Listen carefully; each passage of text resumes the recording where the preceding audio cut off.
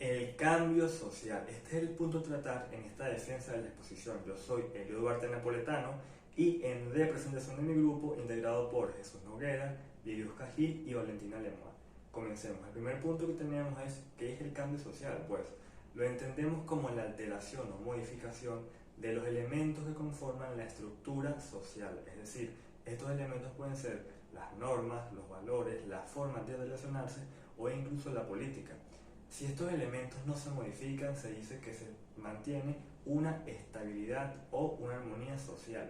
En caso contrario, si existe alguna modificación o variación, se está generando dicho cambio, el cambio social. Y estos cambios pueden darse en un periodo de tiempo muy corto, como puede ser una revolución, o en un periodo de tiempo mucho más amplio. Pasamos entonces a lo que son las causas del cambio social. Tengamos en cuenta que pueden ser muy diversas, ya que esto abarca la religión, la tecnología, la política, la demografía o incluso las ideologías. El primer punto que tenemos acá es la religión, pues esto nos habla de que cuando surge la idea inspirada de una nueva religión o ramas de la religión se produce este cambio. Por ejemplo, en el caso del protestantismo y sus numerosas corrientes internas. Esto nos habla de que cuando se produce esta inspiración de las ideas, se produce este cambio. Luego pasamos a lo que son la política.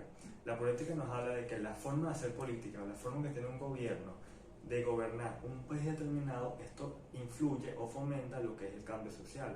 Porque no es lo mismo vivir en un país con un sistema totalitario o autoritario a un país con una democracia, una monarquía absoluta o una parlamentaria. En pocas palabras, en el día a día de que se hace de la política se fomenta al cambio social.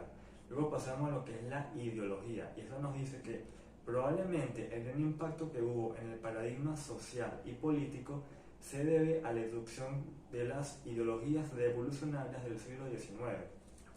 Dichas ideologías alzaron la figura del pueblo plano y las sociedades más humildes, dejando atrás lo que serían los beneficios y privilegios de las élites o los pueblos dominantes, desembocando pues en estados socialistas, democráticos o socialdemócratas. Luego pasamos a lo que es la demografía.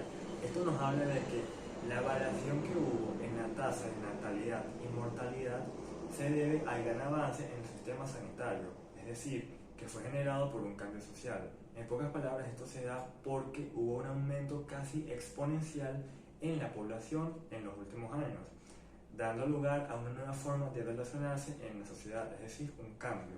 Lo que es la tecnología. Esto nos habla de que desde la antigüedad hasta la actualidad nosotros seguimos acostumbrándonos a estos nuevos cambios que la tecnología nos trae a nosotros, siendo un cambio beneficioso, en pocas palabras, un cambio social.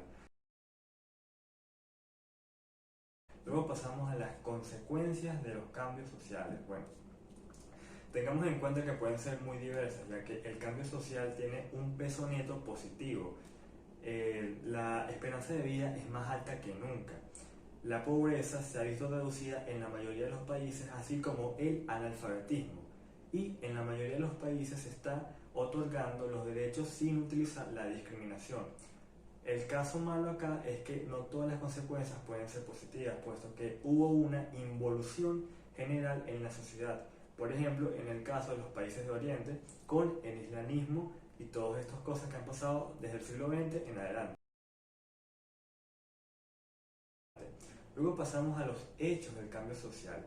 Acá tenemos unos ejemplos como muy claros, pues está el descubrimiento del fuego, la utilización de la rueda, la Revolución Francesa y la Revolución Industrial. Son los hechos que se nos vienen a la cabeza cuando hablamos de los cambios desde la antigüedad hasta la actualidad.